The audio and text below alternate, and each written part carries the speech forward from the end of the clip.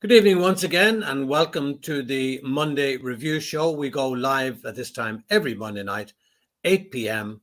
If you'd like to make any comments to the show, you'd like to send in a question, please do so. We go out live on facebook.com/Hanging Judge Ref every Monday, and we also go out on YouTube. I'm delighted to be joined again, back from his birthday celebrations of last week. Keith Hackett. You're very welcome, Keith. Thanks for the show. Thank you. To the show, and it's always, as I say, it's always great to have you. Referring to the Euros now, very interesting point and a good learning lesson for any young up-and-coming referees. The issue where Michael Oliver suspended the game because of bad weather. I think they showed hail.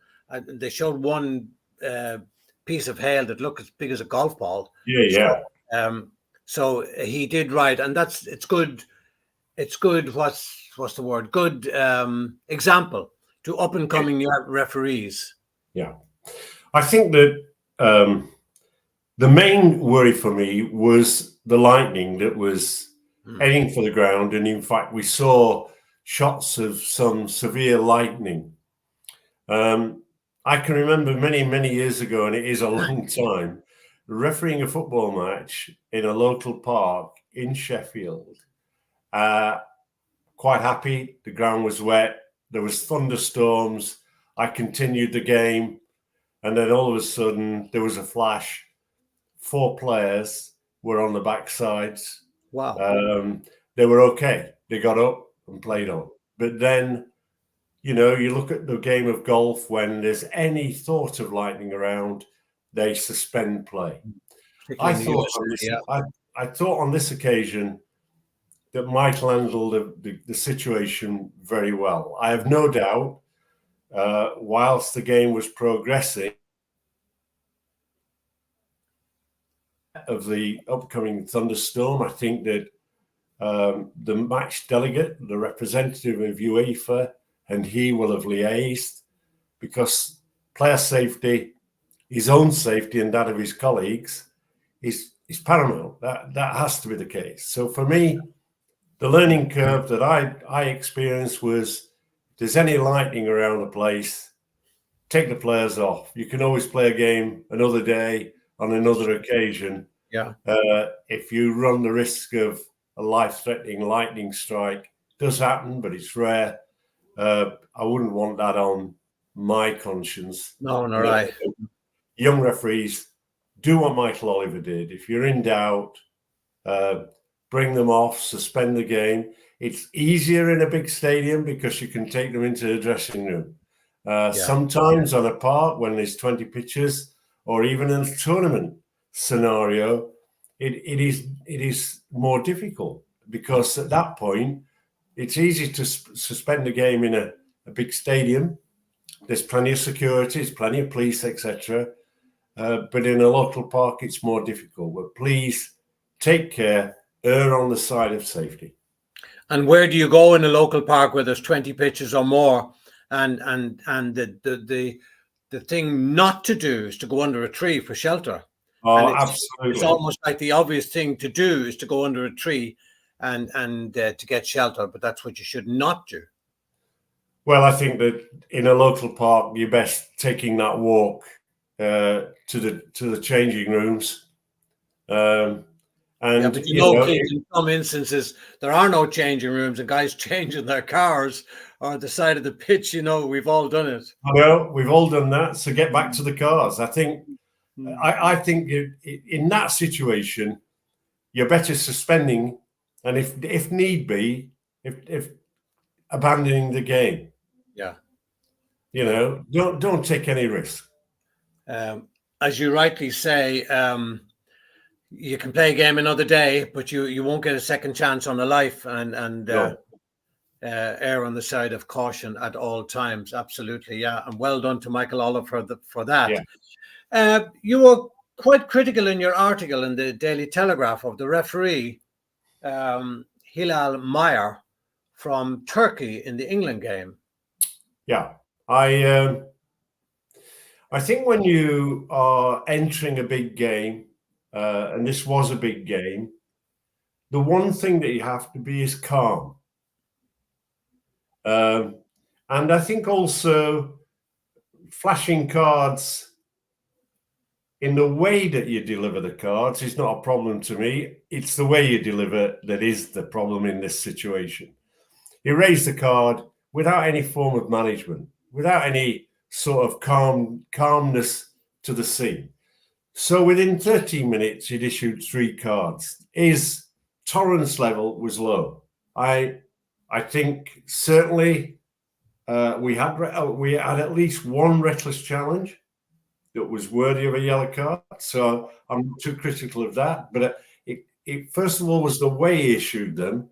But I was more critical about the ongoing game. This wasn't a pleasant game. By the temperature in the match itself, and I think he let himself down. He let himself down because there were challenges that were worse than the ones that he'd given a yellow card for, that he didn't issue a card. And there was certainly a couple of players that might feel very lucky that they didn't receive a second yellow in the game. So it seemed as though I'm coming onto the game, I'm fully prepared, I'm really up for it, bang, bang, bang, and then go away. And he let other challengers go. And for me, I've not seen this level of performance in this tournament. I've been okay, I know there was one game where a lot of cautions and red cards, but I didn't see that game. I did, yeah. What I have been struck by is, in fact, some really good officiating. I've been very pleased about the fitness levels. I think Dr. Werner Helsen, who is the sports guru with UEFA, makes certain these guys are fit. I mean, the French referee in the game last night was superb. He was absolutely superb. His sprinting, he covered 70 yards and was on the scene. He was there, presence. And in fairness to Michael Oliver, in his game, there were 1 or 2 occasions when he certainly displayed more mobility than he sometimes displays in the Premier League. So overall, I think the standard of officiating has been good. However, there are certain incidents which even I'm going to question Mr. Rossetti's view. I think when he defends and says the referee got it right on the Scotland game and it was a coming together, it was a coming together for sure, but it was a careless challenge. And a careless challenge in law is a foul. And therefore, for me, I think the Scottish team were very unlucky not to have a penalty kick awarded. But overall, I think that the refereeing has been good. I think we've obviously had our English referees where we've had that problem with VAR coming in. Yeah. Michael Oliver's first game, where I mentioned before that there was a penalty kick and it should have been a red card, but that was missed. I just think there are times when there is confusion at the moment at the tournament and within the game, and not a buy-in to the handball law. I think the handball law is creating controversy and needs to be examined and revisited by IFAB. Okay, we'll just come back to that in a moment, Keith. Do you think there's a reluctance on the part of some referees to give that second yellow card and ultimately a red card or even a direct red card in this tournament now? Yeah, I think that the difficulty is obviously we've got the speed, we've got the intensity of players, we've got challenges which I think I've seen a couple of over-the-top ball challenges that were worthy of red, not punished. I think we've seen less rolling over and diving, and we've seen referees punished where it's an act of simulation and they're satisfied of that. And it seems to me generally, although it will, come under pressure later in the tournament, I think the idea of just one player talking to the referee appears to have worked so far in the tournament. I was going to ask you about that. You think that's working so far? I think generally it's beginning, because we're now in the knockout stage. We get, if you like, the roll of the dice by players. And that is the will to win becomes more essential. The hiding behind poor play and frustration is take it out on the referee. So we have seen in the last 2 or 3 games approaches to referee more than just the captain. But then, why aren't the referees dealing with that? Because isn't that an issue with other things in the past, that as soon as players see they can get away with it, they'll continue. Now, they were told at the beginning of the tournament, certainly the coaches would have been, that only the captain can approach the referee.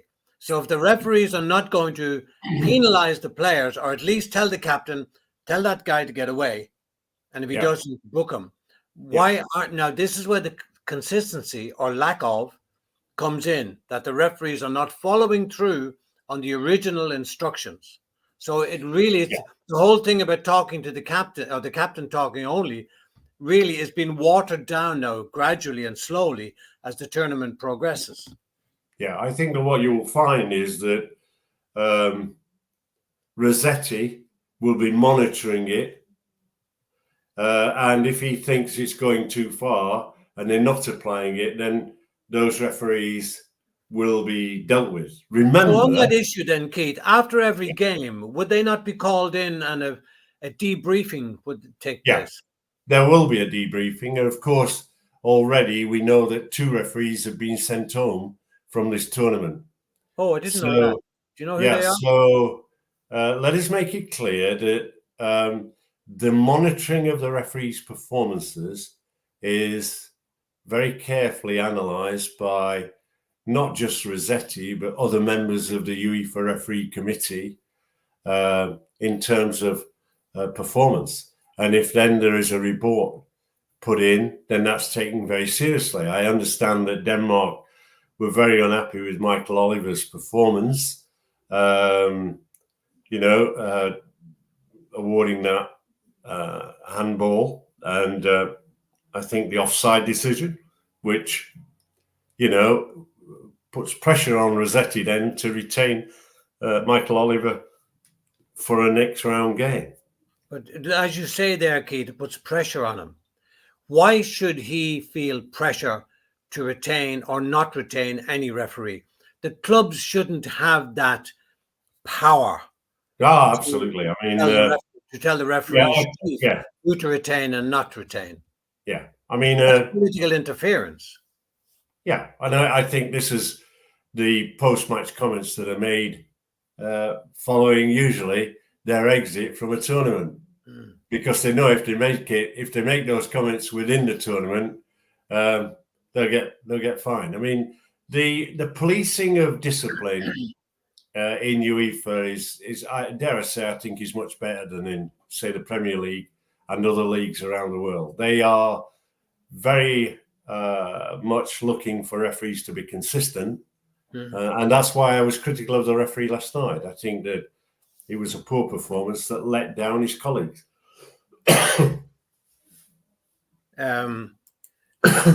Yeah, and this is where this is what really gets up my nose, that they start off with the best of intentions, the referees, and then as the tournament wears on and the pressure to stay in the tournament increases, the initial handle or hand they had on the tournament of saying we're going to do this, we're going to do that, and then that seems to get watered down, and the players know that, and they take full advantage. So why don't the referees continue doing what they were told to do at the beginning of the tournament? Or is the pressure too great from what I call soccer politicians? No, I think that I think that Rossetti holds a great deal of independence. I don't always share his view. I think he's a strong leader. I think he's the guy that sets up these moments in the game in terms of criteria, how you will deal with this, that, and the other. And I think if referees don't conform with that, then he will examine and discuss with them, and the chances are they're sent on a plane home. I mean, that's the reality. So these referees have to get balance, and that's why I think that, you know, if you're putting in the work rate and you're doing things right, then you'll advance in the tournament. And the French referee, and I think both French referees, Clement Turpin, both of the French referees have done really well in this tournament. Asato is obviously has retired from the league in his own country, as I understand it. He's no longer doing Champions League. This is his effective last tournament, so I suspect that he may well be in with a chance of the final. But it will be interesting. It's, you know, it's in the hands of Rossetti and his the colleagues in the referees committee that are working with him to determine who will get the final. And of course, whichever team advances, if England, for example, were to advance, I think, to the semi-finals, you would see then the English referees no longer taking part in any of the finals. Yeah, and Italy are out, of course, so that leaves it wide open for us for Asati. Yeah. The handball, Keith. Do you even want to discuss it? I can see your blood boiling. If there is ever a law that needs to be revisited by IFAB, then this is the law that needs to be revisited. It's too subjective. What I think is lacking in the law itself is an understanding of the movement of the body in terms of getting balance. And we appear to be taking the easy route out and giving handball. Yeah. That's the easy route. When in fact, what we should be doing is looking very seriously about the word deliberate and emphasizing it more. We should be saying hand to ball, not ball to hand.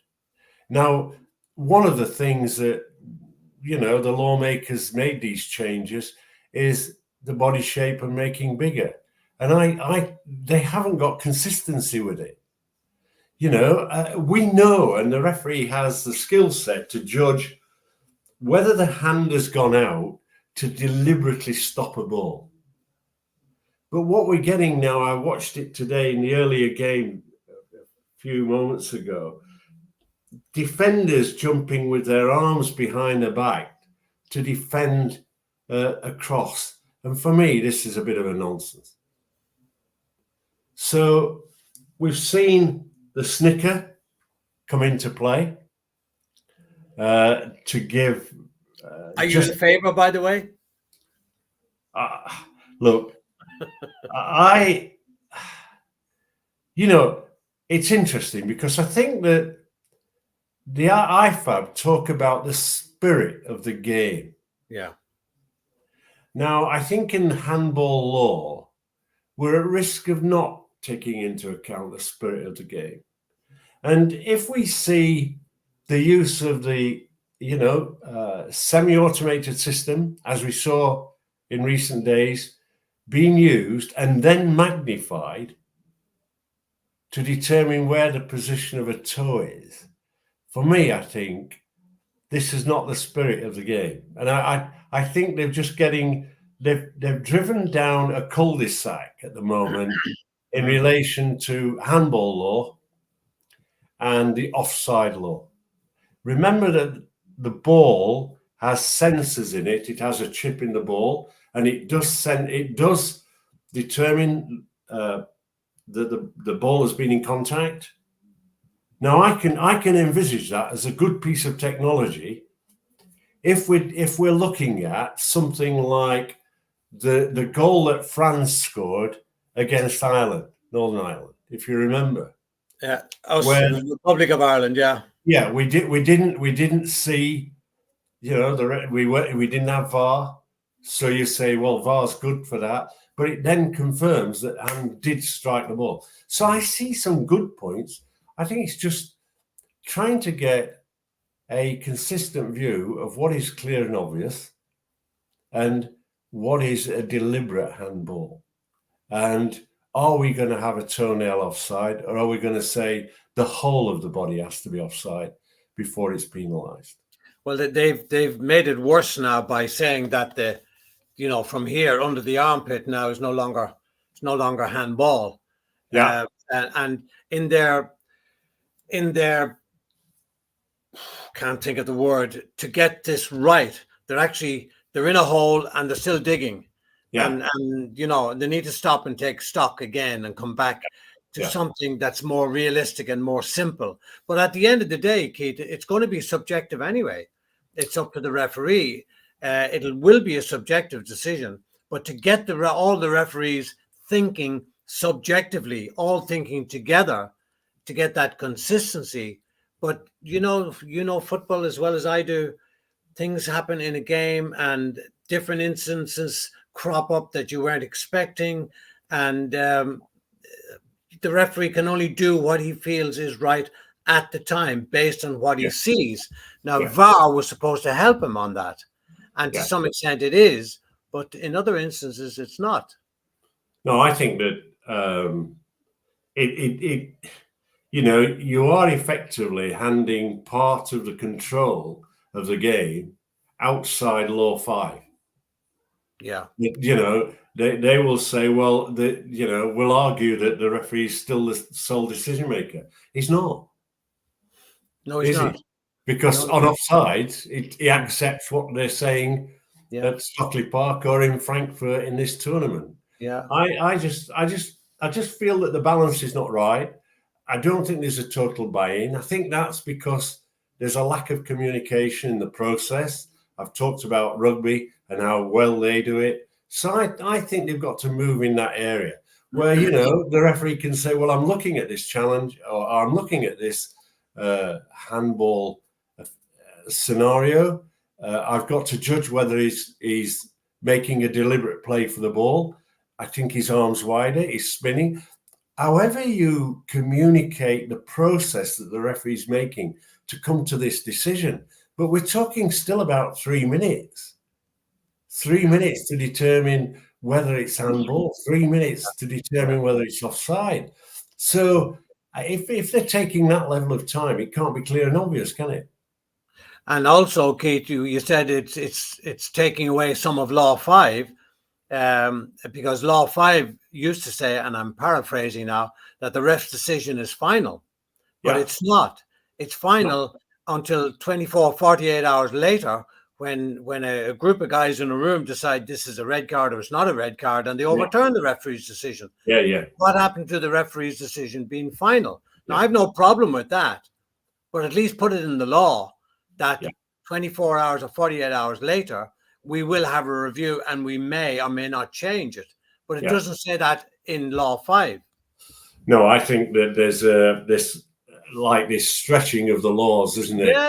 Where competitions tend to do things. We've had games replayed in certain countries because of an outcome of a referee's decision.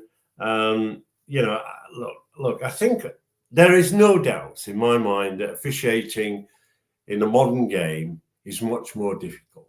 I think that if I go back to my days of refereeing in the local parks, and I did 12 years plus of that, the reality is that I think determining handball and determining offside at grassroots level, where you're probably operating with club linesmen or club assistant referees, is a much more difficult task. And of course, the public are better informed. Yeah. So there, in my day, you probably had one man and a dog, but now you can have a young referee officiating a game in front of 100 people who all think there are 100 referees and they're better than the guy in the middle. So I think it's just a balance that's required to make the life of referees at grassroots level easier. And then we are talking about 2 games now. And therefore, I think that sometimes we might finish up with 2 rule books or 2 books on the laws, one to suit grassroots and one to suit the professional game. And if the professional game wants to continue with its technology, so be it. It's never going to come into grassroots level football. Yeah. The technology now in football, particularly the one with the snicker and the semi-automated, I think that's great. It arrives at an offside decision much, much quicker. Well, I said as soon as I saw it operating in the World Cup, recognizing that it's got its own camera systems which allow the correct speed of cameras to be used, not broadcast speeds. You need higher speed cameras, and using AI. What they have to do is they have to build the public's confidence in the system. Yeah. And we've then got to say, if under the law a toenail is offside, a toenail is offside. That's determining the law. I just feel there needs to be adjustment into, I do take Wenger's approach, Arsene Wenger's approach of, almost the whole of the body, if not the whole of the body, a gap between the attacker and defender. One of the difficulties I see is that VAR appears to be ruling out more goals than it's actually allowing. Yeah. And I think, the game is about goals. So this is it's a conversation where I think that you're right. The training, coaching of referees, which is now much better than it used to be in my day. Oh, absolutely, yeah. Is about aiming for consistency. Yeah. But, we get handball decisions, and I call them and I say, I don't think that's a handball. I don't think it was deliberate. I think that it was natural movement of the hand and arm, and it wasn't outstretched to stop the ball. But I can bet you that there's another 40 referees, maybe 30 out of the 100 disagreeing with me. And you suddenly think, well, however the conversation goes, how can the lawmakers reduce the subjectivity in the law? How can they look at the wording and maybe they go back to just using the word deliberate? Or intentional. Let the man in the middle judge. Or intentional, and then you're leaving it up to the referee to decide, was it intentional? Yeah. Oh, great talking to you again, Keith. Thanks so much for joining me on the show, and thank all of you out there for watching and listening in as well. We'll do it all again next Monday. The Euros are still going on, and I'm sure there'll be lots more incidents and controversies in the week ahead. Till next Monday, 8 p.m., same place, same time. Bye-bye. Thanks, Keith. Thanks.